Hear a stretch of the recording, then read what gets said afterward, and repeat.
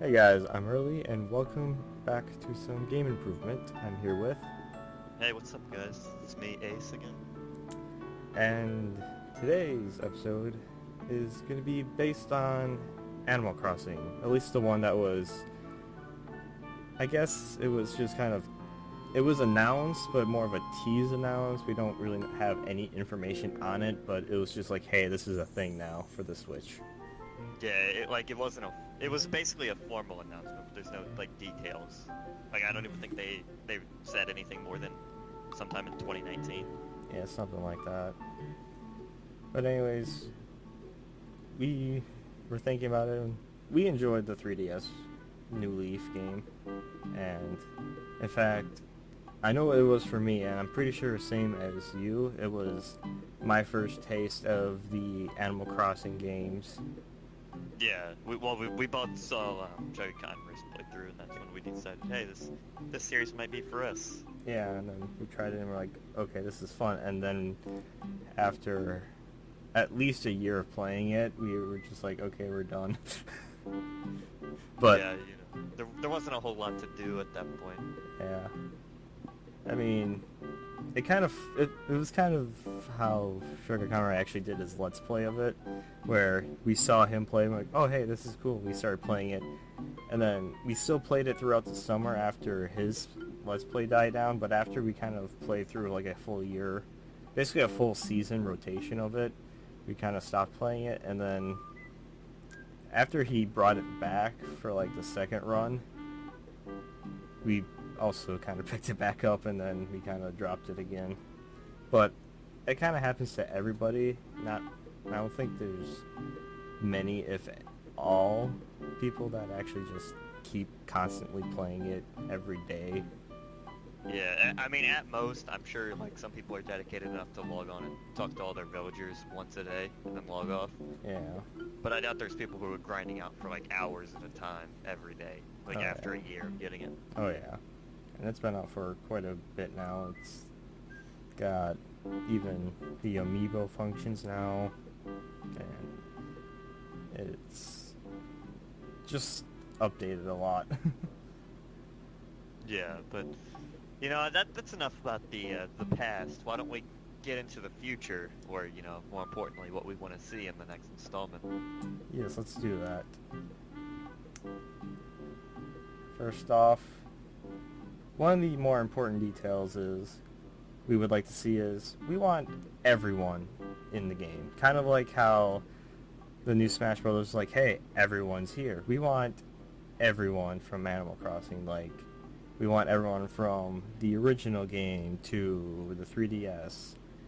New, old, even if there's new characters implemented into this new installment, we want everyone there. All right, so the next thing I would want to see is if we're bringing back everyone, how about a bigger town? You could have a maximum of 10 characters last time. Let's Yeah. let's bump that up to either a maximum of 15 or maybe 20. Reasonably, I could see. Yeah, because easily the Switch is going to be a lot more powerful than a 3DS. Oh, absolutely. Plus, I don't even know if that was I don't know if that was a technical constraint or if it was a design choice. But either way, I feel like everyone would agree that having more villagers that they, love, because I'm sure everyone has more than 10 that they would want in their village. Oh, easily. So yeah, if you could have 15 of your favorites or 20 of your favorites, I'm sure everyone would be happy with that. Oh, yeah. And plus, say you're going for, like, a specific theme, like you want, like, a whole dog village or cat village or whatever type of village, you can have a more array of characters rather than, like, maybe the same 10 you had in your last game or whatever. Yeah. Plus, let's say, you want a specific theme, like a dog village, and somebody moves in. I would also like the option to force somebody to leave your town, to, evict them, say, you're not really fitting in here, sorry, it's not you, it's us. and Yeah. like kick them out of the town, just so that way, because obviously with more spaces, there's more of a chance for you to get someone that you don't like, Yeah. and you'll probably play hell getting rid of them. Oh yeah. Plus, also, it just could be the simple fact that you're trying to have everyone that you like move in, and then that new character that you're just like, okay, I don't really like you. Like, you may not like their personality or their design or whatever Yeah. aspect you don't like. You can just be like, okay, you may be a cool character for some people, but not for me. You just please move on, type of deal. Yeah.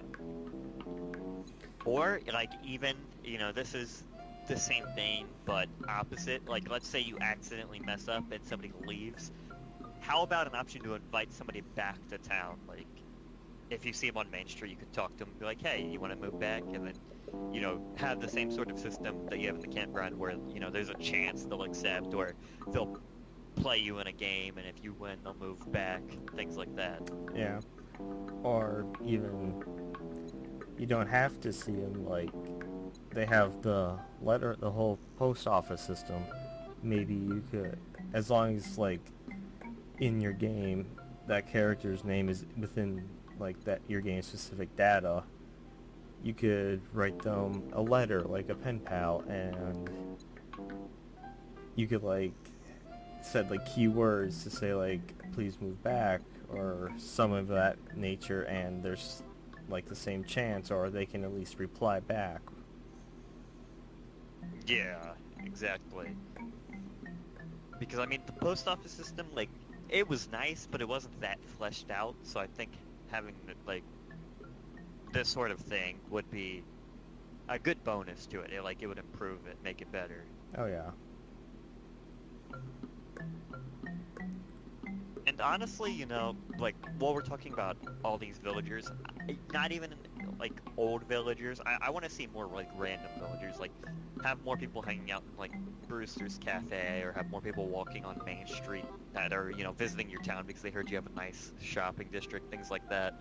Yeah, instead of, like, that coffee mini game where you see, like, a special character, someone from your village, and then someone completely random. It's like, oh yeah, I heard about this place.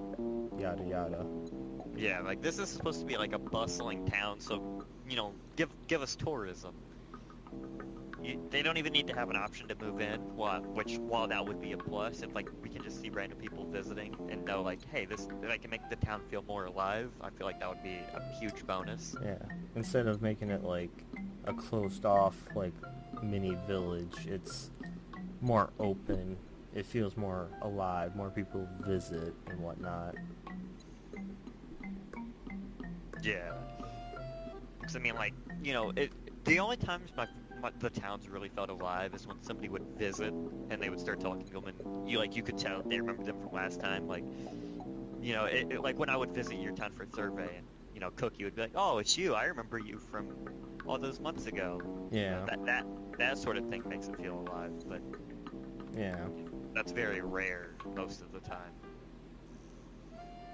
And something that I've experienced was I had one of my starter villagers, they moved out quite, like, easily a year later. She happened to move back in, and she was basically like, oh hey, it's me, remember me? And I'm just like, oh hey, cool, that's pretty cool to see. See, I didn't actually know that they did that. Like, I didn't know that they could move back in and they would act as the same villager, so that's actually pretty cool to hear. And plus, back to the pen pal system where, like, you could possibly invite them back, that shows that it's in this, like, the code, like, people can move out and then move back in, so why not give us more of a chance for that to happen? Yeah. Like, say you had a really cool villager that you thought was, like, you'd like their design, personality, a mixture of the combination, whatever.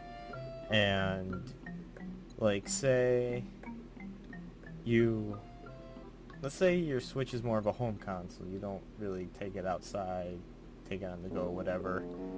And you go on, like, and maybe like a little bit of a road trip, or like a type of family vacation or whatever, and you decide to just bring like your handheld system or just playing your phone or whatever, and you leave the Switch at home. Well, what if they move out and you're just like, okay, that's depressing.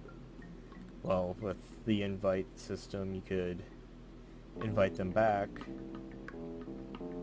or in another type of way is maybe have like a way so that you can kind of like monitor, I guess, in a way, because I know that there's a way, like, say, oh, so and so is moving out, you have a chance of stopping them, or you could just be like, okay, you can do whatever. Well, maybe have like the Switch be able to be like, hey, so and so is moving out, so you kind of get like a little bit of a heads up if, like, say you're playing a completely different game. Like Mario Party, that's either just came out or it's coming out pretty soon. Yeah. Depending on when this goes live. So what if you're playing that and then you hit the home button, and then the top left it's like, hey, you have a notification from Animal Crossing, and then you click on it and somebody's moving out. Yeah, and then you will be able to be like, okay, you have like a better, I guess you basically have like a better timing of, okay, I can stop so-and-so from moving out. Or maybe for some players, for like perfect town status, I guess you could say, for what they view as the perfect town for villagers and whatnot, maybe have a way to make it so that villagers don't move out. Yeah, maybe like you enact an ordinance and like, like, obviously they wouldn't name it this, but it's basically like no moving clause where nobody will move out. And like, Yeah. maybe in the game way they could say it's like a perfect town ordinance, and everybody's like, oh, I love this town so much, I will, I'll never want to leave, or something like that. Yeah. And plus, like, you wouldn't even have to do that if you feel like you have the best town ever. Like, maybe you're just, you're not going to play for like a couple months because some brand new game's coming out and you have to play it, and it's like a huge RPG or something. Yeah. That way you don't lose your favorite village while you're enjoying other games.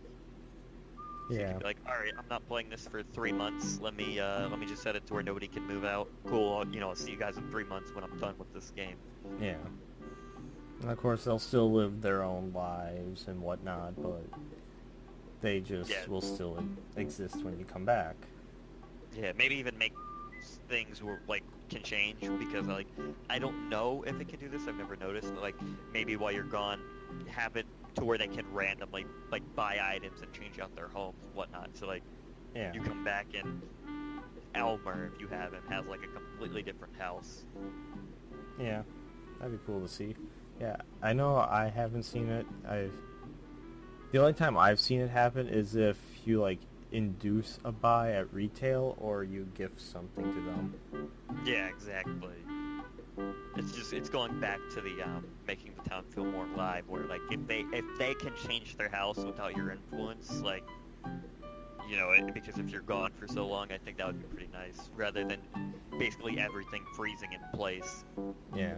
and nothing at all changing. Because obviously you don't want people to leave, but I'm sure you want a little bit of variance when you come back. Yeah, you don't want it to just be like in like a time capsule. Yeah, like stasis. Yeah.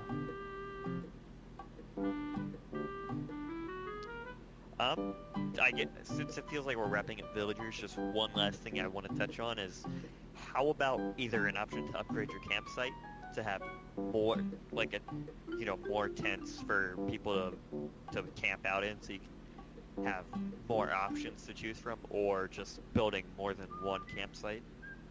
Yeah, that'd be cool because, like, say you got like this type of village and you got like a nice waterfall to the south, but like a cool like forest type area to the north.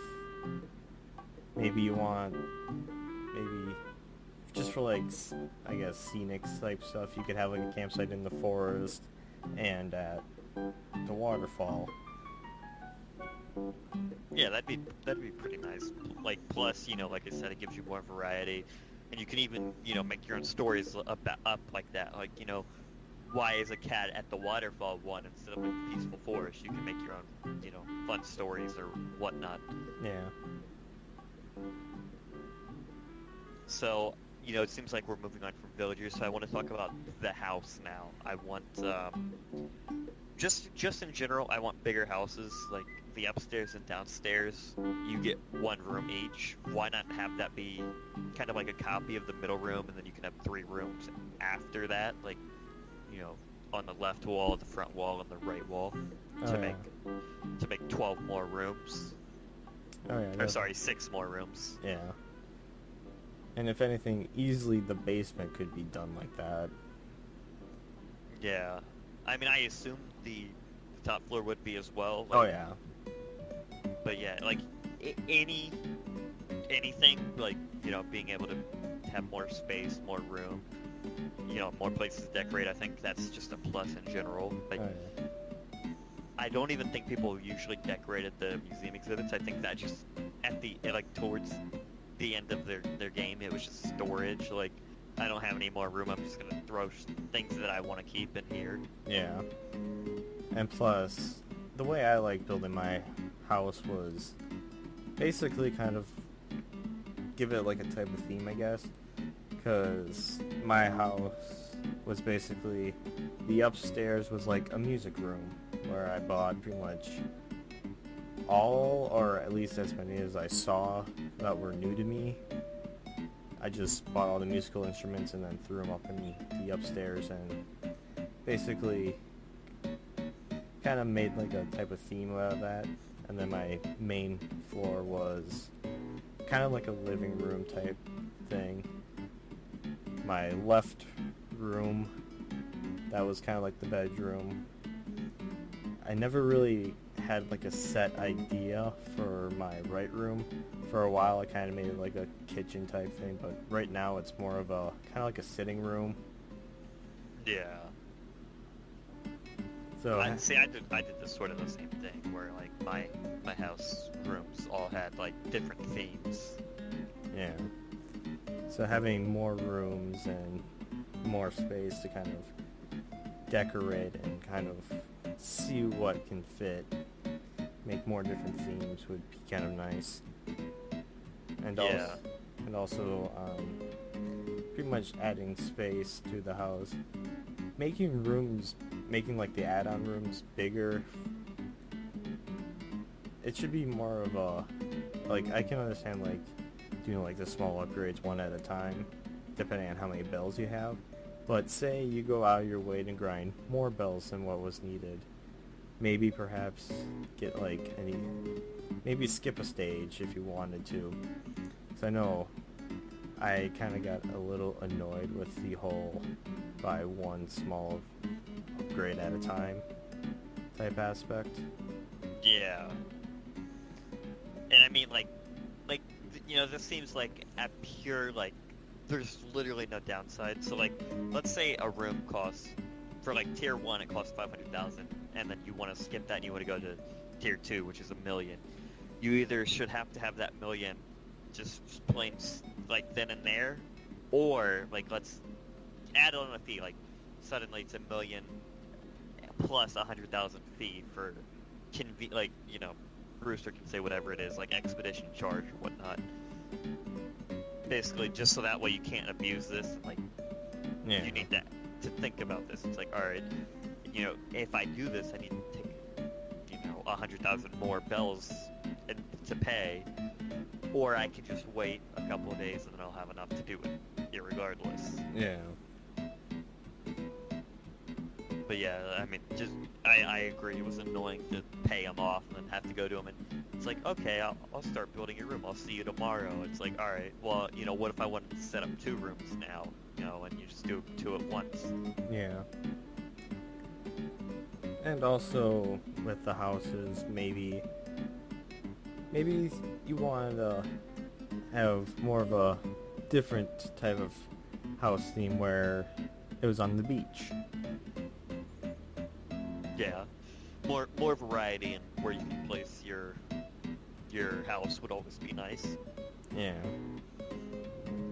like, the thought of like your villager waking up and being able to go out and just immediately get greeted with the nice like waves and the sunset or the sunrise, I suppose in this case, that'd be pretty nice. And plus, you can make like more of a tropical theme house, including like the outside of the house. Just kind of have like a whole, I guess, tropic theme if you wanted. Yeah.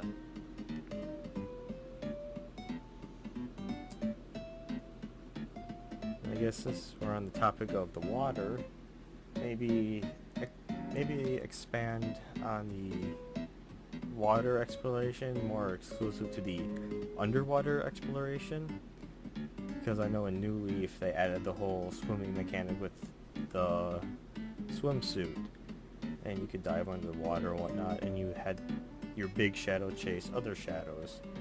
But maybe add a scuba tank and you're able to see under the water and be able to, I guess, pinpoint more of what you're trying to collect.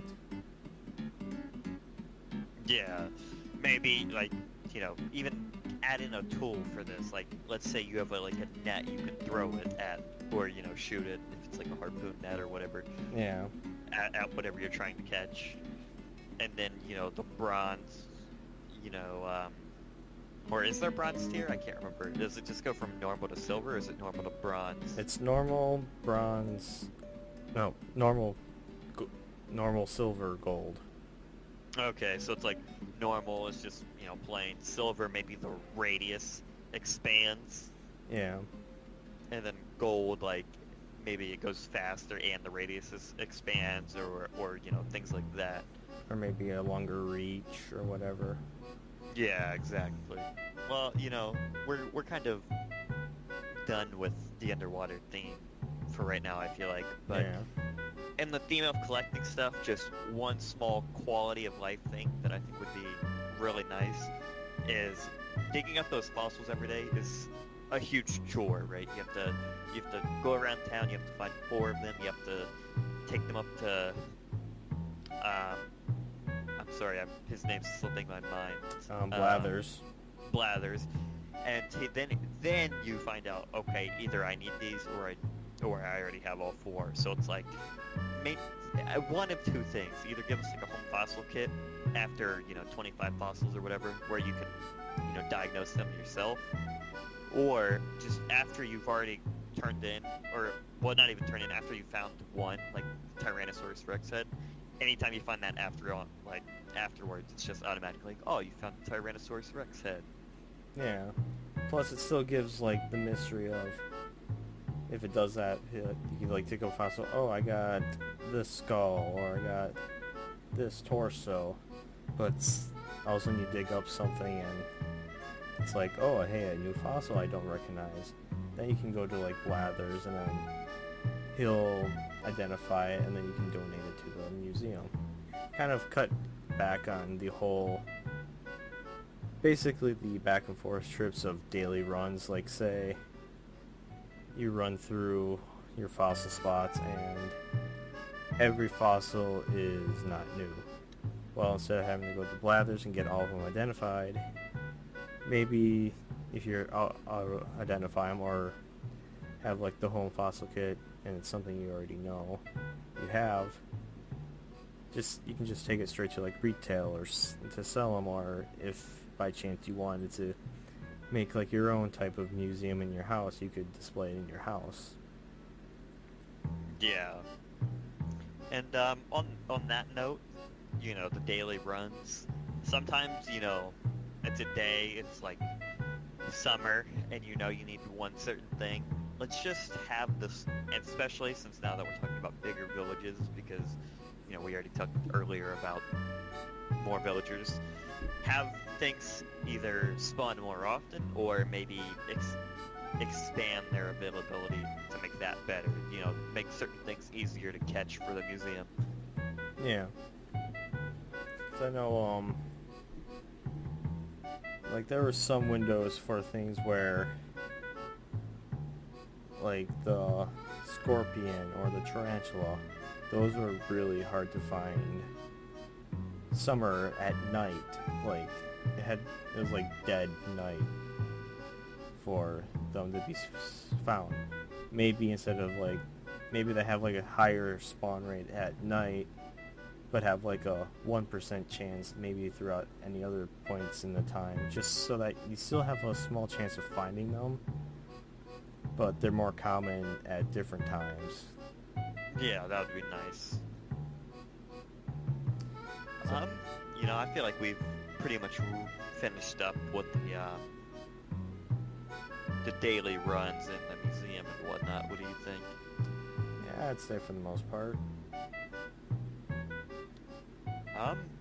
Let's talk about events really fast, because I know we both had one or two ideas. Yeah.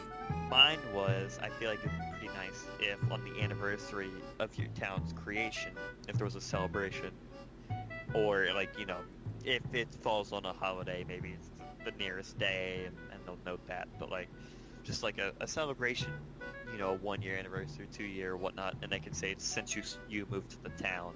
Yeah. Yeah, because it's, I guess in a way it's pretty much like your special holiday, because that's when you showed up at the village and everyone's so happy to see you and whatnot. Yeah, because I mean, like, there's nothing really that's like special just for like you. Like even your birthday, it's just kind of like 3 villagers show up and they give you like a cake. Yeah. So this would be a lot nicer, I feel like. Yeah. And plus, my idea was maybe have like a way to set up your own events, like say it's a villager's birthday or even your birthday or heck even a special character's birthday. You could go to like, I guess it's gonna be different in this new game, but I guess I'll reference New Leaf in this sense. Like, say you would go to Isabelle, you could be like, hey, I want to set up an event at the plaza for this day between, well, I guess it could either be like all day or between specific times, and then you got like a list of type of events and you could select like party or birthday. Yeah. And then you could like maybe select what character, or it's got to be programmed in the game. It could like recognize the nearest birthday, and then you get like a whole plaza party going on for the birthday of that character. Yeah. And then maybe you could even give Isabelle your gift, and then it's like already wrapped and like on the gift table or whatnot ahead of time, and you can see her open your gift. Yeah. Which, I mean, I know you can already see it in Animal Crossing New Leaf, but like maybe they could have other gifts from other villagers, and that way you can see everything she got, things like that.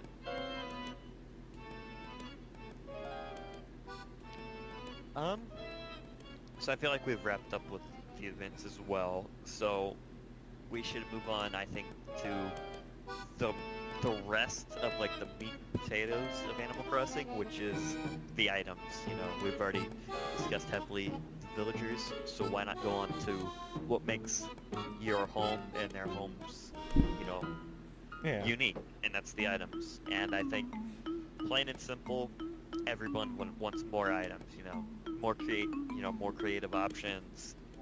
You know, maybe they're not a huge fan of everything that's already made, so we can just have more in general, you know, more variety. Yeah, more sets. Maybe if like a set was retired, maybe bring that back and whatnot. Kind of, in addition to everyone's here, all the past items are here as well to help expand things. Yeah. And, you know, like, because we're adding more options, how about more displays in the shops? Like, you know, I think right now, the TNT Emporium, you can have 6 ground items and like 3 wall items or 2 wall items. How about expanding that? You know, fill up the walls. You can have like 5 wall items, and then there's like 12 floor items and things like that. Yeah, that'd be nice. And then you could also, because, you know, there's nothing worse than going in and seeing repeats. So Oh yeah. what I would be interested in is like a system where it's like, all right, these 3 items are here today, so they're out of your pool. You cannot see them again until the item pool resets. So like, let's say you see a wooden chair. That wooden chair is pulled out of your pool, and then either Sunday or Monday, whichever day it resets, then it goes back into the pool, and everything you saw last week is now eligible to be seen again. Yeah. So it guarantees a certain amount of variety, at least, you know, week to week. Yeah. Plus, let's say you see that chair last week, but you don't see it again for maybe a couple another weeks. That's just because it didn't enter the pool at the right time or whatever. It's in the pool. It just didn't decide to spawn. Because with the whole expanse of the items, there's going to be a whole lot of items, so if there's an item you're hunting for, there's still a better chance of it spawning as the week gets later in the week, with the whole rotating reset thing. Yeah, and plus, you know, like, let's say you see an item that you can't afford, you're not completely screwed. Like, sure, it won't show up again that week, but it's not like it's taken out of the pool for the whole month or something like that. Yeah. And honestly, I wouldn't even mind there being a system where you can order items that you've seen, like, but haven't been able to buy. So, like, let's say you see something you really want but you can afford, you could talk to, like, Timmy or Thomas and be like, yeah, is there any way you can, like, reserve this item for me? And they're like, alright, I'll hold it for this many days. Yeah. And also to go off of the whole item thing is maybe to help collect holiday sets more, because I know each month that has a specific holiday set from the start of the month to the end of the month. There's the whole specialty item set. Well, maybe for those items that spawn, maybe you got like 2 or 3 items of the set, and then the next day it's different and so forth. And each different day is guaranteed a set item. So, like, Tuesdays you'll always have, like, the chair and the couch, and then Wednesdays it'll always be, like, the vanity and the lamp, for instance. Yeah. Yeah, that'd be pretty nice. And plus, you know, with this more items on the shop, like, these aren't taking up from the potential pool, right? Like, you've bought them, and sure, they're gonna show up the next week, Yeah. but it's not like you're screwed. Like, you know, in Animal Crossing New Leaf, since I think 2 things are shown, like, guaranteed every day, like in the TNT Emporium, you're always only getting 4 floor items that are unique, or, like, different than the day before. Yeah. But with this, you know, you're still getting, you know, I said there's 12, so you're still getting 10, you know, spots that are changing every day, so. Yeah. And, another item I think would be pretty cool. This is, you know, a new item. I guess maybe I could have mentioned it earlier, but how about, like, an item that's like an NES or a Super Nintendo that has, like, a certain amount, like, a few actual, like, Nintendo games that you can play, like the original Mario, for instance. You can play it in Animal Crossing New Leaf. Yeah. Because, I mean, yeah, more modern day, there's a whole bunch of different ways. You got the virtual console for, like, the 3DS, or back when it was a thing on the Wii and the Wii U. You got, with the new Nintendo Online, you got the whole NES collection thing. You got the SNES Classic, the NES Classic. But, I mean, still, it's kind of been a bit of a staple in Animal Crossing to have, like, I think some of them were, like, Easter egg games that you could play and whatnot, but it'd still be cool to have one of those classic games in the Animal Crossing. Yeah, plus, like, let's say you get up, it's 30 minutes early, you know, before people start waking up or before the shop opens, you can just hop on NES, there's, you know, the SNES, and just kill 30 minutes by playing it, you know, Mario and Animal Crossing or something like that. Yeah. And, you know, one last item thing, this also, like, it kind of works with the house discussion from earlier, but just, like, let us move items when people are hanging out in your house, you know, like, let me move the table out of the way if they're getting stuck in the corner or something. Yeah, because it was kind of annoying. Or like, say you wanted to display something in your house, like say it's in storage, but one of your friends was over, like, hey, look at this cool item I just got, and you can't display because you can't move when visitors are over. I don't think it's that hard to implement a way to be like, okay, this is a guest, they can't move anything, but this is the player, that this is the owners, so they can move stuff. Okay, so yeah, like, if I was at your house, you could, like, move your couch or something, but I couldn't, so that way I can't grief you. Yeah. But you can still adjust your, house to make it look nice if I'm hanging out in there. Yeah. So I know there's been... Cause I think the only way you could really do that was to be like, okay, this is the item I got, and then you have to, like, look online to see it, or if it was, like, clothing, you could, like, clothing is a different thing, because you could just wear it, but, like, specific furniture items, you couldn't display them. Yeah, I think the best you could do is, I think sometimes if I went outside, you were allowed to display it as long as I wasn't actually in your house. Yeah. But, like, you know, like, let's say they take our idea and they make more rooms. Like, if I'm upstairs in, like, your middle room, I have to leave that, so that's one loading screen. I have to go downstairs, so that's two. And then I have to go outside, so that's three loading screens. And then I have to come back in, so that's three more just to see one item. Yeah. Which is completely ridiculous. Why can't you just put it down while I'm in front of you? Yeah.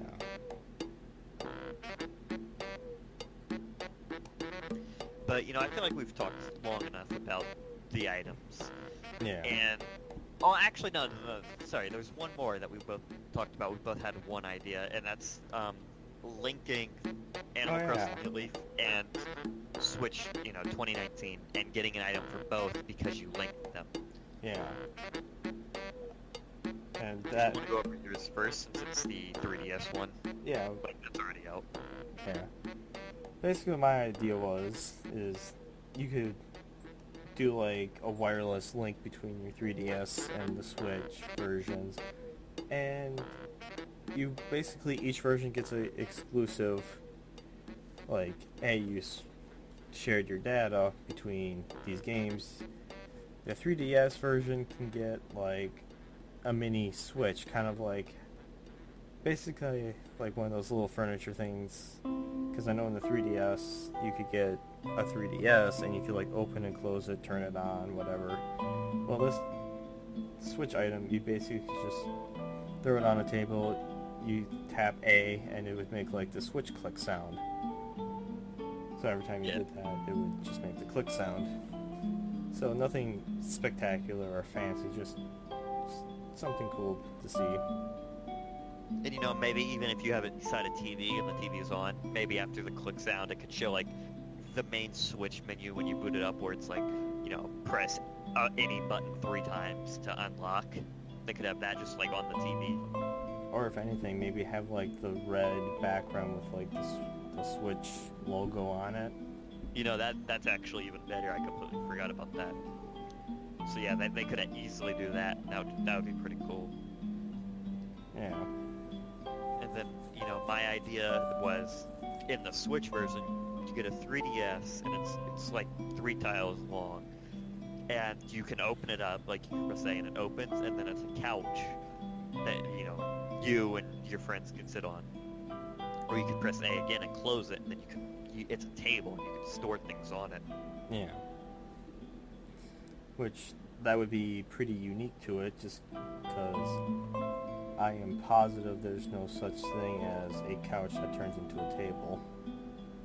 Yeah, I mean, it wouldn't even work with the way things are currently, because if you have anything on the table, it's useless if somebody's over, because you cannot make it the couch form. You literally have to make them leave to adjust anything. Yeah. So in this system, this idea works pretty well. I feel like it's unique. It's also minimalistic, where, you know, this table and this couch are taking up the same tiles, so that way your room's not cluttered. You can have more space for other items. Yeah.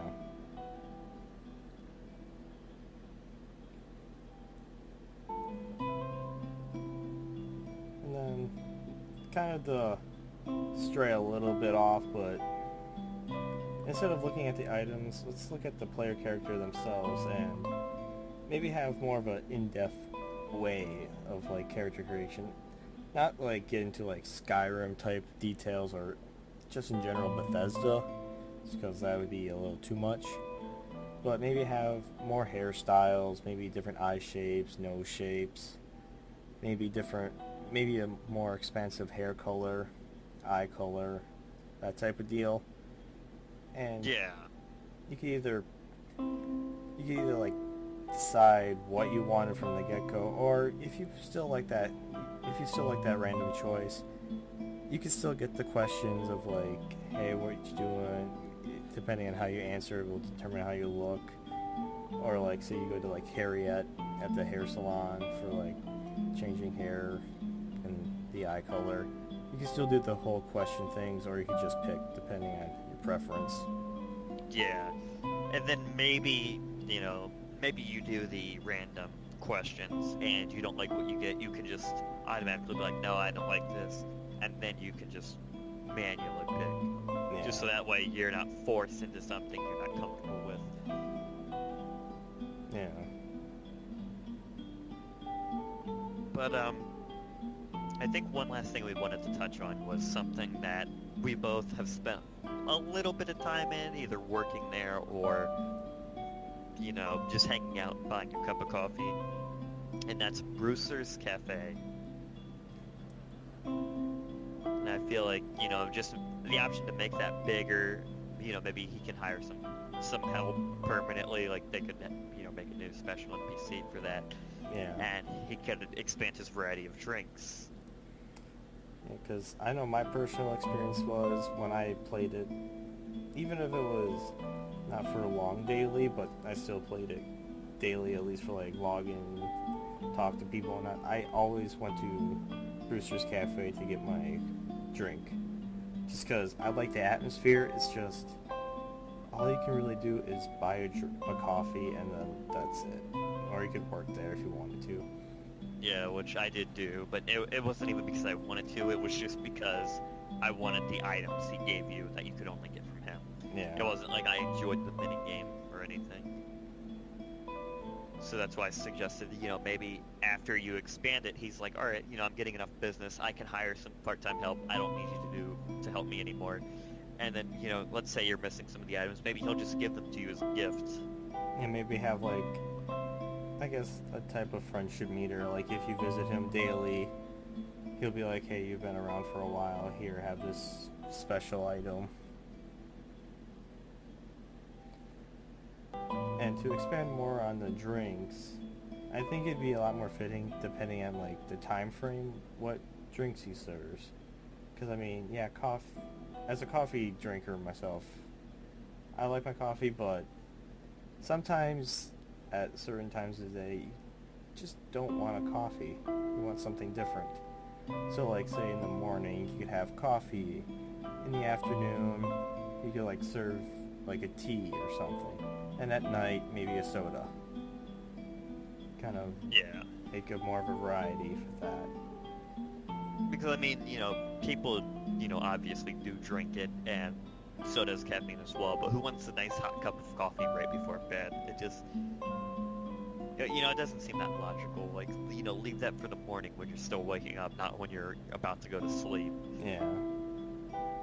And then, you brought up a good point about variety and time of day, but what about seasons? Like, what if certain holiday seasons he serves different drinks, like Christmas and New Year's, that kind of time period, he could serve like a peppermint, like some sort of peppermint drink, or Thanksgiving and Halloween, because that's, the season we're in right now, pumpkin spice drinks. Yeah, that'd be quite nice. And like, I know there was the hot chocolate for Valentine's, but that was really the only specialty drink. And I still think the hot chocolate's fitting for Valentine's because that's the day you kind of give chocolates to people and whatnot. So I think the hot chocolate idea for Valentine's Day is a pretty fitting idea. But for like 4th of July, or I think it's like called the Fireworks Festival in the game, but essentially it's our 4th of July here in America.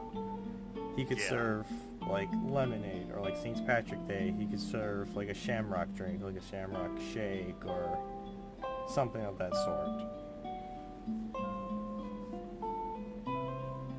Yeah, exactly. That way the game again feels a little more alive. You get a little more variety, and you can, that way maybe your character, in your head canon.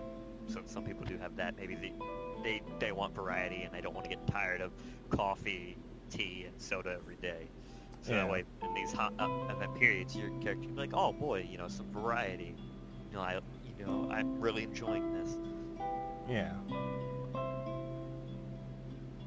And I guess maybe the kind of semi-close off the Brewster Cafe.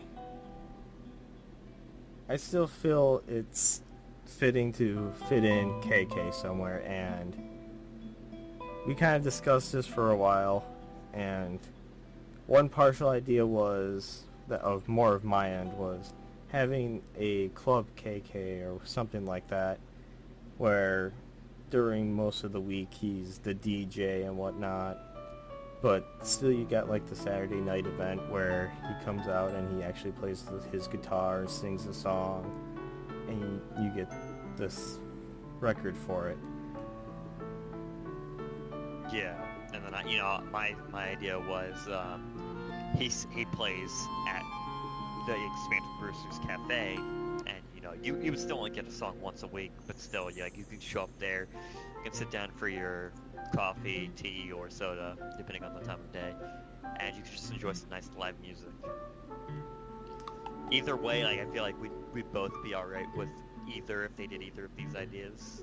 Yeah. It's just, KK has to show back up in some form. We thought these were pretty alright ways for him to show back up. Yeah, because every game he's shown up in some sort of special spot. I know in the original one he showed up at the train station. In City Folk, I believe he was more in the plaza. And New Leaf, he was at Club LOL.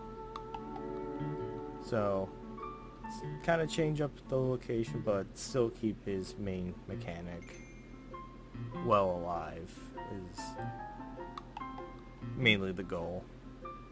Yeah, exactly. But I think that's all we have time for today. Yes. And we still got quite a few ideas written down. I won't explain further than that, but whether if it's a game we've written down as a potential idea, or if there's games you guys want us to look at, feel free to let us know and we'll look into them. And as always, leave a like, comment, subscribe. And we'll catch you guys next time. Yes, we'll see you guys later for the next game improvement. See ya. Later, guys.